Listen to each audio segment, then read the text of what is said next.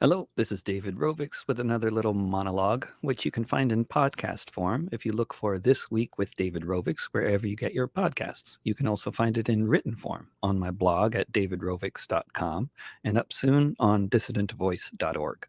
You can also find the podcasts and the blog on the David Rovix mobile app.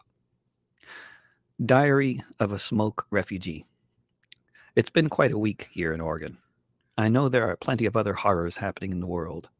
The invisible ones are the worst, like tens of millions of children in the US going to bed hungry every night in recent weeks, or the tap water in Flint and Gaza continuing to be undrinkable, or the many people every night in Yemen and India dying alone at home of disease, knowing it's pointless to go to a hospital that has no medicine and no equipment.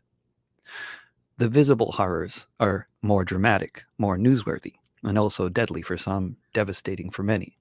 Sudan and Alabama underwater, Siberia, California, and Oregon on fire. The fires here in Oregon have further exposed the deep divisions in this society, as have all the other previous or ongoing catastrophes, from the 2008 financial crisis to the current global pandemic. They have also further exposed a government that, at every level, federal, state, county, and municipal, is deeply entwined with both corruption and incompetence. To be clear, I say this not to disparage the heroic efforts of firefighters and others in the course of this ongoing tragedy. As with the 1,000 medical workers who have lost their lives in the course of their efforts to respond to the COVID-19 crisis in the US, the firefighters and others on the ground doing all kinds of mutual aid also suffer the consequences of corruption and incompetence higher up, for which they are by no means responsible. Putting the broader current reality into some bit of context. Huge swathes of the western U.S. are made up of land that is controlled by the federal government, either by the Forest Service or the Bureau of Land Management, BLM. The job of the Forest Service is to make the forests available for corporations to profit from logging it all, and then they use federal tax money afterwards to deal with the resultant erosion, mudslides, mercury poisoning, and destructive fires. The Bureau of Land Management makes federal land available for corporations to drill for oil and mine for coal, uranium, and other things. While old-growth forests also burn, the forests aren't destroyed by them. On the contrary, they need fire to prosper. But over a century of reckless logging practices throughout the region and beyond has resulted in a patchwork of tree farms, which are very vulnerable to being completely destroyed by fire. The land that's not controlled by federal agencies is controlled by more local authorities, and of course, much of it is privately owned. Real estate investment, speculation, and development are a huge part of the country's economy, along with property management. In the same way that the main job of the Forest Service and the Bureau of Land Management is to facilitate the exploitation of the land and forests by private corporations, the main job of local government authorities, it seems, is to facilitate real estate transactions. After decades of government disinvestment in housing and the ongoing deregulation of the housing market, coupled with successful corporate-led campaigns to ban the practice of rent control in 48 out of 50 states, including Oregon, housing has become increasingly unaffordable in cities across the country, very much including all the major urban hubs of the West Coast. The unaffordability of housing has resulted in people moving ever further from the urban centers into areas that were undeveloped, as they say, until recently. First, Portlanders unable to stay in their city were moving to Gresham and Oregon City.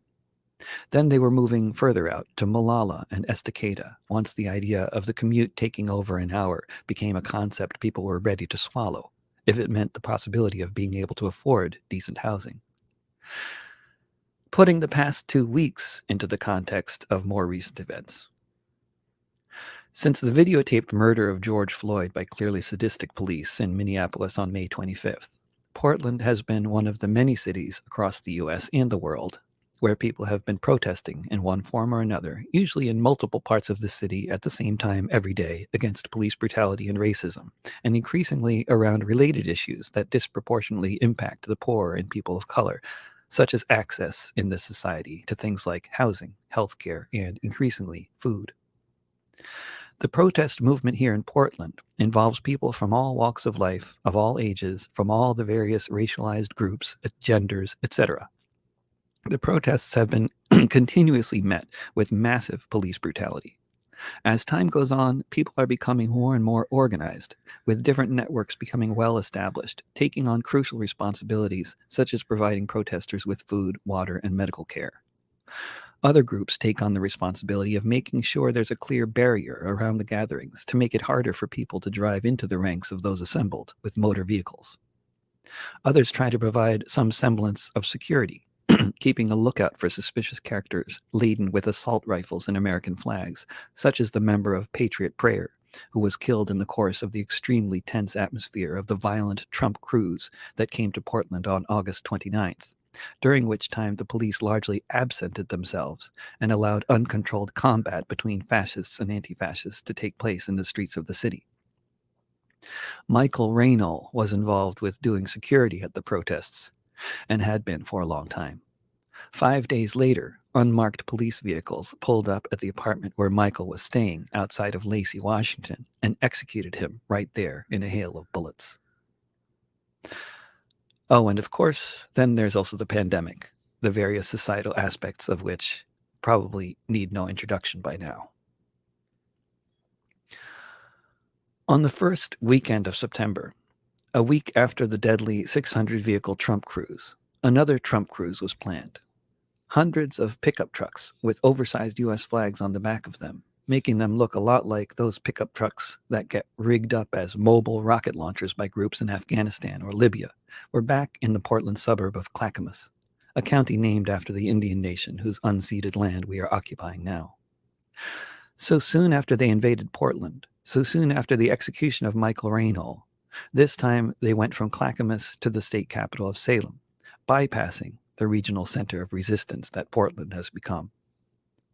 By September 7th, the extreme wind event teamed up with the years of so-called drought, downed power lines, a multitude of dry lightning strikes, a century of terrible forestry practices, and decades of the cancerous suburban expansion caused by the exponential rise in the cost of housing over all that time, all came together to cause the massive fires already ravaging California to do the same in Oregon.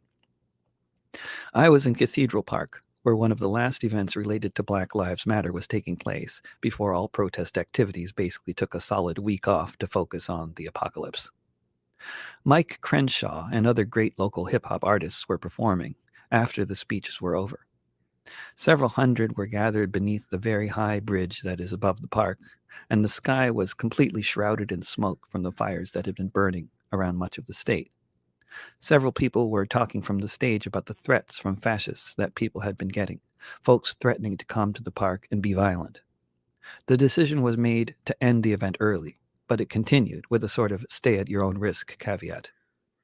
Some people left, but most people stayed until all the performers on the sound truck were done. I think there was one other, very scarcely attended protest after that, before priorities really shifted. As large parts of Oregon were under evacuation orders, those being evacuated needed all kinds of assistance. The groups who had been providing food, water, medical care, and other things generally began mobilizing to do what they could to help out with the broader effort that various elements of the government, churches, the Red Cross, and so on were involved with in terms of providing for basic needs of evacuees. The Trump cruise elements of society were surely involved with fighting fires and feeding people, I'm just assuming. But some of them were and are also involved with setting up illegal roadblocks in various parts of the state, looking for people they consider suspicious, which seems to include anyone wearing black and people of color with big cameras, such as OPB photojournalist Sergio Olmos. One roadblock mentioned in the news was in Corbett, east of Portland, where I have recorded most of the albums I've put out since I moved to Portland 13 years ago at Big Red Studio, which was even closer to being evacuated during the Eagle Creek conflagration of 2017. That fire had been started by an errant teenager. Now, rumors were spreading among far-right folks on social media that the fires all over Oregon were being started by Antifa. As fires were increasingly burning in the less populated areas of Clackamas, threatening the biggest towns in the county, leveling some of the smaller ones, and threatening the main urban center of the state, Portland, just to the north of Clackamas County, Local officials here in Multnomah County and in the city of Portland were very active on Twitter and presumably in other media, encouraging us all to download an app called Everbridge so we could make sure to get emergency notifications related to the spreading and uncontrolled fires and possible evacuation plans. Dwelling on this point for a moment, when a child is abducted and is being transported in a car, or when Portland was under a curfew because of what they call riots, my wife, my teenage daughter, and I all receive text notifications on our phones about these things. They come in with a loud noise, and then you have to look at the message before you can do anything else with the phone. Given that the state seems to obviously have the capacity to send push notifications to residents of the state with phones, why do we now need to download this app? Who knows? But what can quickly be ascertained by anyone with half a brain are the following. On the Google Play Store, the app has been downloaded 500,000 times or more, which is also an indication that it has been downloaded by fewer than 1 million people. Reviewers give the app a 2.3 star rating, with widespread complaints that it just doesn't work. Since County Commissioner Deborah Kafuri was encouraging everyone to download the app, I did so, as did my wife, Reiko. She has an iPhone, I have an Android. We're both proficient at this sort of technology, and neither of us could make the app work. Neither of us have ever received a notification from this app since we downloaded it and registered ourselves with it to the best of our abilities. Neither of us have received any other notifications on our phones regarding the ongoing fires through any other means either. In Jackson County, in southern Oregon, where the cities of Medford and Ashland are, and where the suburb of Phoenix used to exist, incredibly, the existing emergency alert system that interrupts local radio and TV programs to tell us what's going on was never used. Also never used were the emergency text notification system that has been used before in the state of Oregon, as I mentioned previously. The only notification system they were using was this app, Everbridge, which we were all supposed to have downloaded by now. But as you can see on the App Store, even if close to 1 million people may have downloaded it, that's only 1/4 of this state's population. And the app doesn't work, as anyone who's tried to use it might have discovered long before this catastrophe. My friend Jason Hook was one of thousands of people in Oregon whose homes were completely destroyed in the fires. His home was in Jackson County. By the weekend of September 11th, the air quality in cities up and down the West Coast were the worst in the world. All of us who have for months now been getting a crash course in epidemiology have lately been learning about the existence of something called the Air Quality Index. As the business press has had to discover new adjectives to describe the catastrophically dire state of the economy, so the meteorologists have had to start inventing new categories of bad weather. For the first time, that weekend, the local air was no longer being described as hazardous. It had now graduated to a new term, smoke. It was no longer being called a type of air. It was now a new gaseous substance with a different name altogether. I looked upon my wife and teenage daughter with a combination of admiration and horror, as both of them expressed a lack of interest in getting out of the city for a while. Fires were raging in the county just to the south. The air was virtually unbreathable. All activities that any of us had been involved with had been canceled for the time being, such as my protests, such as the toddlers' preschool, the teenagers' rock gym, my wife's tennis sessions. But out of a sense of solidarity with the majority of the population of the city that was unable to get away from the smoke because they were too busy trying to keep their jobs or couldn't afford a hotel room, they didn't want to leave. Admiration aside, I had different priorities. When two of my aunts teamed up to offer to pay for us to get a hotel room anywhere that the air quality was significantly better than Portland until things improved, I insisted we leave town, which worked with my wife and our youngest children, but not with the teenager who insisted on staying in Portland with her other mother, sealing the doors and windows and staying inside. The four of us bailed last Sunday and headed to Astoria. I had studied air quality index maps and fire maps, which all confirmed what I had already suspected. In Oregon, the main fires were in the massive valley that goes up and down the state, on the other side of the mountain range that is beside the coast. The climate has always been much drier to the east of that mountain range, and then to the east of the next range, it's desert. This is the case in all the 3 western states. This thin strip along the edge of the continent is kept moist and foggy by big weather patterns that tend not to change much, even in recent decades. The mountain range keeps the fog on the west side of it, and the hotter it gets east of the range, the more that keeps the fog from spilling over, thus trapping it along the coast. The northwest tip of the state of Oregon, the city of Astoria, has weather very reminiscent of the west coast of Ireland, for the same sorts of reasons, having to do with what happens when trade winds meet land masses. If you watched the weather reports, you would have thought the air was terrible throughout the western U.S. If you looked more closely, you'd see there were exceptions.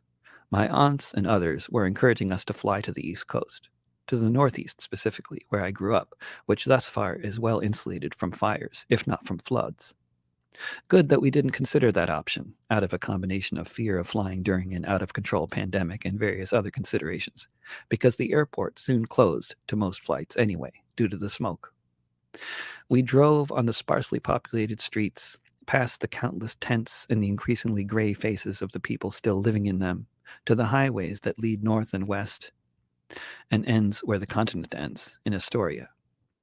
As we got to the other side of the last of the mountains, the grass and all the other vegetation got greener, and soon we were at the ocean, enshrouded in fog which smelled only slightly of campfire. A slightly smoky fog, rather than just billowing orange-tinged ash passing as air. The real refugees are those whose homes were destroyed. We were just temporary refugees, and very privileged ones.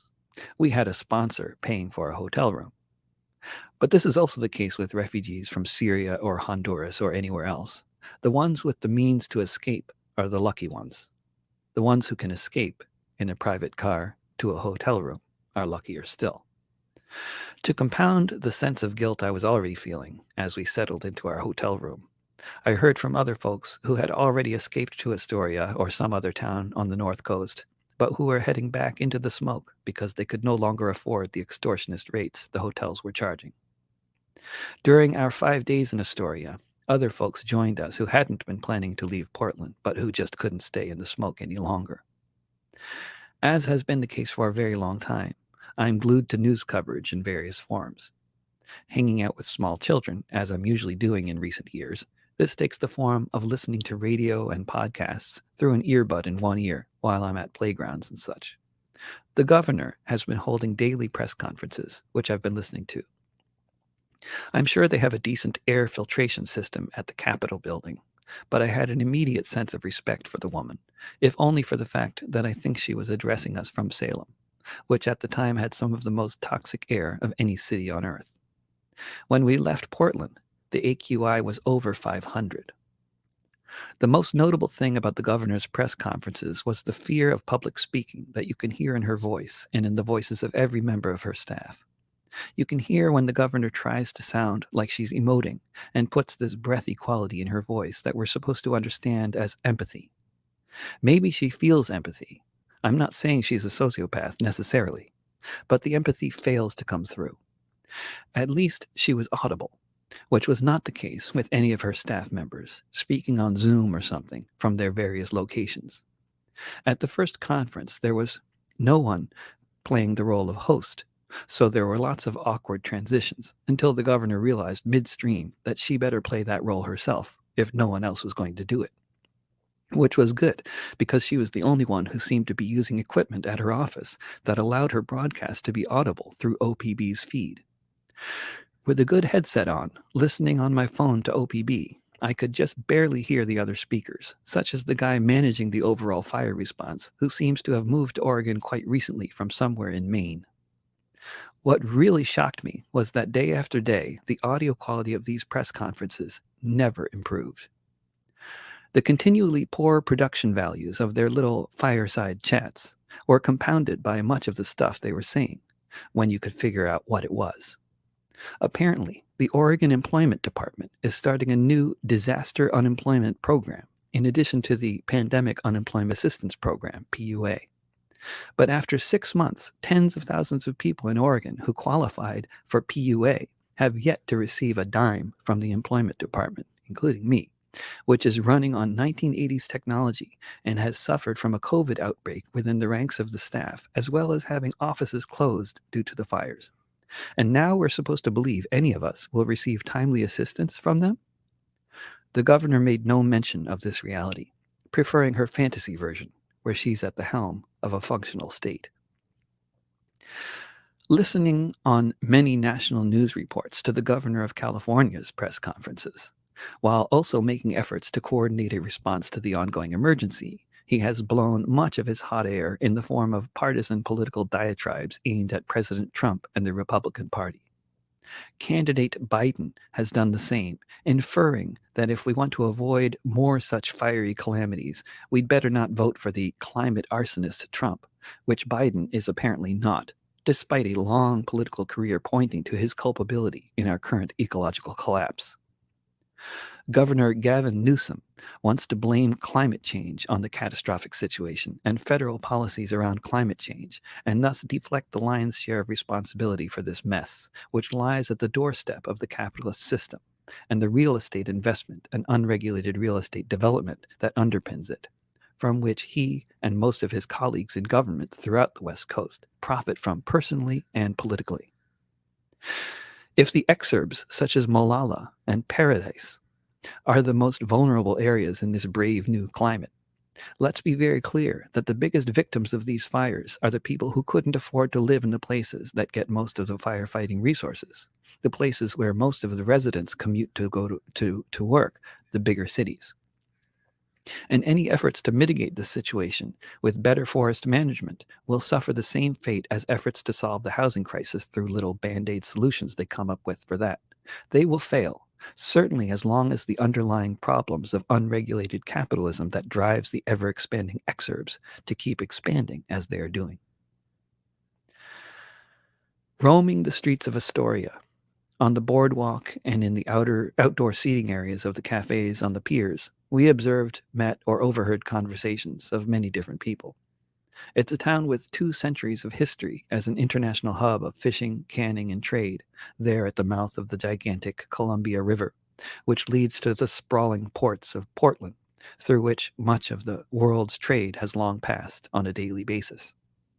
The canning and fishing is nothing like it was once, but there's a big Coast Guard presence in town, along with some functioning industry, lots of fishing boats and other sorts of boats, and it reeks of history, with many of the buildings that played a prominent role in the labor wars of the early 20th century still standing as they were, such as the Finnish Social Center and the American Legion Hall, with the river still filled with functioning, though soggy-looking, wooden pilings with large buildings atop them, with cars and trucks and cafes and canneries and little ad hoc museums.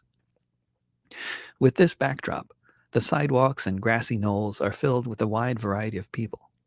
Some of them are to be found there in Astoria year-round, like the middle-aged women frequenting the cafes in the morning talking about goings-on at the Arts Center, or lack thereof, and the many people living near the trolley shelters drinking cans of beer, and the gothic-looking teenagers who clearly have no appreciation for the fact that they live in paradise and wish their parents would move back to Portland, where there are protests and nightlife. Then there are the visitors. Some of them are actual tourists, which Astoria would normally have more of this time of year, but for the pandemic. But most of the visitors were playing the role of tourist because they were smoked out of their towns. Many families crammed into pickup trucks with several dogs and too many suitcases. Along with them, guys who looked like they hadn't left the pot farm in years, but were being put up there by the Red Cross at the hotel and had no idea what a card for incidentals meant when asked for one by the clerk. I felt like a snob for even noticing that interaction, but when you're a frequent traveler, it becomes easy to spot folks who have never stayed in a 2-star hotel before, or who have never been through an airport security line. Other visitors were clad entirely in black, like I generally am. In large urban centers throughout the world, this is a very common way to dress. Outside of those centers, it's less common. Less common still are people clad entirely in black who also have visible tattoos, piercings, and punk rock or political slogans on their clothing in bold white lettering. There were many people who fit this description around town, more than on previous visits to Astoria, and I got the impression that many of them were smoke refugees like us. I also got the impression that all the American flags around this Coast Guard town was making them uncomfortable. I wondered if anyone had yelled at them, as had happened to me in recent weeks when postering in certain Portland neighborhoods east of the 205. I was pushing a stroller around Astoria, insulated from those types of interactions by the small children. The only comment I heard was from a suburban-looking woman commenting on to her friend that all the articles of clothing I was wearing were the same shade of black. They were clearly entertained by this, which made me smile. Having returned to Portland, with the AQI at a much more reasonable level, back to the usual rating in the high double digits, the mayor's ban on CS gas has proven to be the farce that it obviously was, since he didn't ban the use of chemical weapons by the police, but only this particular one. As the air became breathable again and the fires were becoming contained, the protests resumed.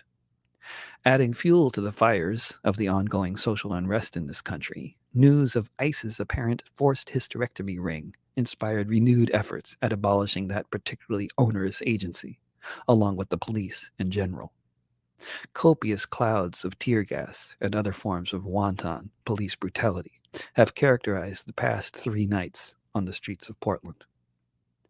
As Arun Gupta tweeted the other day, "Pardon the catastrophic global warming. We now return you to your regularly scheduled state violence."